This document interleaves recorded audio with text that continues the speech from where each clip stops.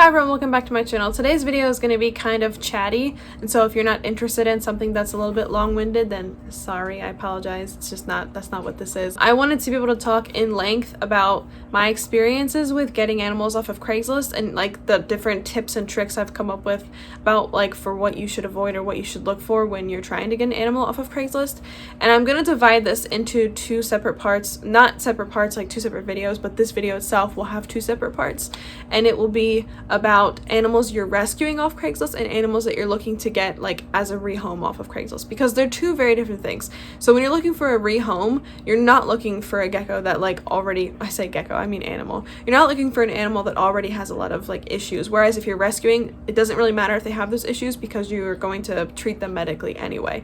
So rescuing and looking for a situation of rehoming are two very different things, and I feel like I should address them separately, so I'm going to address them separately. Before we get started, I ask that you please subscribe and hit that notification bell, and away we go. So first thing you're going to do is go to your Craigslist in your area, and then go to community, and then go to pets. So you'll be in a section just pets. Now if you don't want to do that and you want to just look in general, you can go to like the little search bar in your area. Like once you're in your area, there's a little search bar at the top of Craigslist, and then you can just type in the species you're looking for, and it should come up in like different categories. Like for example, sometimes people will put the animal in the for sale category, which is like where you can find furniture and stuff, which I find strange because there's a whole section for pets, but whatever. So if you're looking for an animal out of a situation of rehoming, you're typically looking for a healthy pet. So I'm gonna go ahead and list what you should look for to make sure that you are getting a healthy pet. Now, like I said, I will address rescuing here in a bit, so stay tuned for that. So if you are looking for an animal on Craigslist and there are no photos in the ad, that's bad. I would not trust an ad that doesn't have any photos. So make sure that if you email that person, you request numerous photos and make sure that they are newer photos. So for example, if there are photos on the ad or there's only like one or two, and then you email them and ask for more photos and they just send you the two that are already on there, you have no idea how old those photos are or how recent they are. And in my experience, a lot of times they'll literally just put a picture of the animal like the day they got it on the Craigslist, and it's like that could have been months ago before like crappy care. So the animal that you're getting could look way different than when it originally was taken photos of, and so you're gonna get an animal that might be unhealthy or might be just different in appearance to what you were expecting. So make sure that you are requesting recent photographs, and if you want proof that they're recent, ask them to write like a number or a name or something on a piece of paper and take a picture next to the enclosure. If they're not willing to do that, you might not want to get the animal from them in the first place. Now if they do include like a plentiful amount of photos in the ad, you might not have to request more pictures, but just make sure that the pictures are like clear quality, and you make sure that they represent the animal and the enclosure well, instead of just being like a picture of half the enclosure with like barely anything going on so you can't really see what they're doing. You know what I mean? You want to make sure that there's actual like photos of what you can be expecting to get. You're going to want to avoid listings where the seller doesn't provide that much information. Sometimes it'll be like just a few sentences, or like they won't even like list the name of the animal. They'll just be like, I have this animal for sale, and they won't include anything else. So I would avoid those if you're looking for like a good healthy rehoming situation, because it shows like a lack of care. Do you know what I mean? I'd also avoid listings where they get the species wrong, simply because that just shows they don't know what they're talking about. I would also avoid any listings for free pets, because these pets may have health problems or may come just not in the best of enclosure. Like if they come with their enclosure, the free pet might be in an enclosure that's not suitable, and you might not know that ahead of time. It just, free pets in general is a very tricky thing, and I recommend it if you're rescuing, but if you're not, then I would stay away from that. I'd also avoid people who don't give detailed and timely responses. If they give you a reason like, sorry, I have extended work hours or something, so I don't get to talk that often, like if they give you a reason, then it's probably a bit more trustworthy. But there's some people who will take days to respond at a time, and it's just, I find that those people are often the most flaky, and they'll probably back out on you when you're going to get the animal. So like you might end up sitting all by yourself in a car waiting for them to show up, and they never do. So if they aren't giving quick responses, or if they aren't giving detailed responses, it might indicate that they just don't really care. And I wouldn't think that if you want a healthy, well cared for animal, that you'd want to go that route. I would also avoid anyone who doesn't give detailed responses or who refuse to respond, to questions about husbandry, about diet, about general care.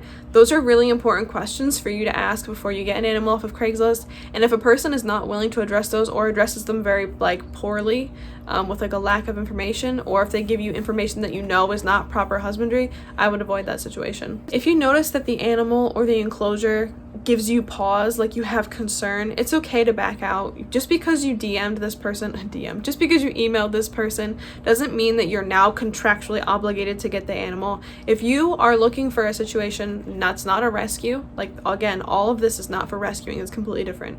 But if you're looking for a healthy pet, and you just don't want to have any issues and something is giving you pause, trust your gut and avoid that situation. Now lastly, if the pet and the enclosure and husbandry all seem fine, please keep in mind that you may still end up with a situation that you weren't expecting. So for example, the person might not show up, or you could end up getting an animal that has underlying health problems that aren't visible from the outside. Keep in mind that when you get an animal off Craigslist, even if everything looks great, it could still possibly not be great. And just be aware that that is a possibility. Now, I recommend getting pets from rehoming and rescue off of Craigslist, so I'm not trying to tell anyone not to, but I just want you to be aware that that is a possibility, pretty much regardless of where you get animals from. Now let's talk about if you're rescuing. Pretty much everything I just said you can throw out the window when it comes to rescuing off of Craigslist, because you're not looking for proper husbandry, you're not looking for a great enclosure, you're not looking for a healthy animal. A rescue situation is a rescue situation because you know already that there's going to have to be changes that are made to this animal's health and lifestyle in order to get it to a stable place. Now, I want to urge that you still ask for photos and husbandry details so that you can have the best understanding of what the animal went through before coming to you, so you have the best knowledge when it comes to treating these issues and adjusting the husbandry, the diet, and the care in order to help the animal the best you can. I also want to say, please do not tell the person that their husbandry is wrong. You should not shame them for whatever. It's just really going to put them off, and they'll just not respond to you anymore, and the animal will no longer be rescued. Even if you're not planning on rescuing this animal and you see someone offering really terrible husbandry or really terrible care on Craigslist when they're rehoming an animal, the best thing you can do is not say anything if you're not planning to rescue it, because if you tell them that they're doing something wrong, a lot of people will refuse to acknowledge they've done something wrong, and they'll just be really combative or ignorant, and they'll just take the post down, and then that animal doesn't get the chance to get out of that really terrible situation. So I urge you, use care and caution when you are going into situations like that. Just ask questions without being accusatory. Especially if you're looking to rescue the animal, ask questions without being accusatory, and just try to get the best information about its current situation as possible.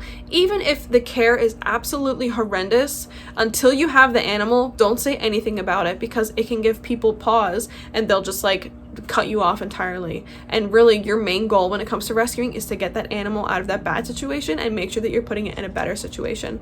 So if you'd like to reach out to them after the fact and politely offer husbandry tips for the future in case they ever get any other animals, that's fine, but I would wait until you get the animal to do that. When it comes to a rescue, even if you see it and you know it's going to need a lot of help, you have to be prepared for literally everything, because people who take in rescues will be surprised.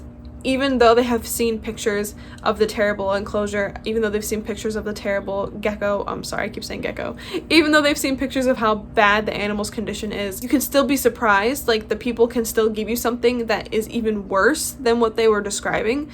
So just be prepared for the worst.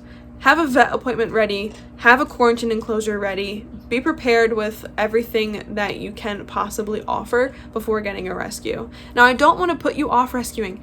It is one of the best things you can do for an animal. I think it is so incredibly generous to give your time to help an animal become healthier and better and give them a proper, caring, enriching home. I think it is the best thing you can do, and I am pro rescue, I'm sure you know, and so I would advocate definitely rescue, but I also would say do it responsibly. Don't just rescue and then start a GoFundMe for this rescue because you can't afford to pay for its medical bills. You need to be responsible about it and understand that it might cost you money, it's going to cost you time, and it's going to cost you resources. You have to be aware of the risks before you go into it. Make sure they're quarantined so they can't spread anything to your other animals, and be aware that there's going to be costs that come with it, and those costs are your responsibility to bear. It's fine to ask for donations like on occasion. Like I'm not saying people shouldn't ask for donations if like they rescue an animal, but to call yourself a rescue, like say you own a reptile rescue, for example, to say you're a reptile rescue and then to literally only take money from other people to pay for the needs of the animals is really counterproductive. What you should do is have all the resources you already need to spare for that animal before getting them. That way you can make sure that they get every care that they possibly need. You can't rely on outside donations, because eventually what if those donations stop and then the animals are no longer getting what they need? You need to be able to sustain them all on your own dollar. And if you have donations, that's great. I have no problem with that. But you need to be able to first make sure that you can help them with your own dollar and your own time first. Also, don't take on so many rescues at one time that you're overwhelmed. It doesn't help the animal if you can't give them all that you can give them. So if you can only do 1 or 2 rescues at a time, that's okay. Leave rescuing to other people as well, so that everybody can make sure that the animals are actually getting what they need, instead of one person just being super overwhelmed by having too many rescues on their hands. One last thing I want to talk about is that a lot of times when you go to rescue an animal, the person will have like a super pricey rehoming fee for a really terrible enclosure that you're not going to be able to use anyway, and for an animal that's super sickly and it's going to cost you money. Sometimes you can talk these people down in price. Sometimes you can offer, hey, I don't need the enclosure, I just want the animal, so can I have that for a reduced price? Or you can kind of bargain with them. However, a lot of times they're going to be real stickler about it, and they'll be like, no, this is the price I want. And that's going to be up to you if you feel comfortable paying for that price. Now, the money that you're paying them really isn't going to go into anything. Like if you're afraid of like offering money to a breeder for a problematic morph, for example, because you don't want that money to then further promote problematic morphs being bred by that person, or if you don't want to put money into a pet store animal because then it just supports the mills that the animals come from and the really bad breeding practices there. But when you're putting money into like a person's pocket who is like rehoming on Craigslist, it's not really going to go back into that cycle, back into that breeding situation, or back into that pet store. So it's a little bit different, but again, it's totally up to you if you want to pay that pricey rehoming fee, because I get it, it's counterproductive, because you're going to have to go ahead and spend more money for a proper setup and for vet costs anyway. So again, it's totally up to you. You can try and bargain with them, but some people are really stubborn about it. Now I want to go over some general tips that no matter what you're doing, if you're rescuing or if you're getting one from a situation of rehoming, these are tips you should follow for your own safety. Always let someone know where you are going. So if you're going to go meet up with someone from Craigslist, let a third party person know that like you trust that you're going to be at this place at this time meeting up with this person, so that if anything nefarious happens, you will have someone who knows that something nefarious happened, and then they have information that they can help to locate you safely. So just be very safe about that situation. I also recommend bringing a friend with you or a family member with you, so that there's someone else in the car with you when you go and meet up with this person. Don't meet up with this person at your house or anywhere that you frequent regularly, in case they decide to stalk you or harass you. So like not your place of employment, not your house, anywhere like that. I also recommend meeting someone at a public location. So meet them in the parking lot of a grocery store, meet them at a gas station, meet them somewhere where there's going to be a lot of people, so that they don't do anything nefarious, and that if they do, there's witnesses. Have a quarantine setup ready before you get the animal. That way, as soon as you bring them home, you can put them in that quarantine setup, which will allow them to be comfortable instead of like them having to be in that nasty enclosure for however long. And bringing that nasty enclosure into your home could let some of the other animals you have, like it could contaminate them. And quarantine enclosures are also important because it helps keep that animal from contaminating your other animals if they have parasites or things like that. And lastly, be prepared for disappointment. Be prepared for disappointment if the person decides not to meet up with you, even though they've been great at communicating with you up until the very last moment. Be prepared for disappointment. Sometimes they won't meet up with you. Be prepared for disappointment if the animal passes away, like if it's a rescue and it passes away, or if they decide last minute to give it to somebody else, or if they just decide last minute that they no longer want to give it to you. Just be prepared for disappointment, because it happens. I've been through it, and I feel like most people who get animals off of Craigslist have been through it. So those are all of my tips. If you have any questions, comments, or concerns, please leave them down below. Thank you so much for watching. If you like this video, let me know. Leave a comment, leave a like, subscribe, hit the notification bell, all that good stuff, and I'll see you guys in the next one. Bye!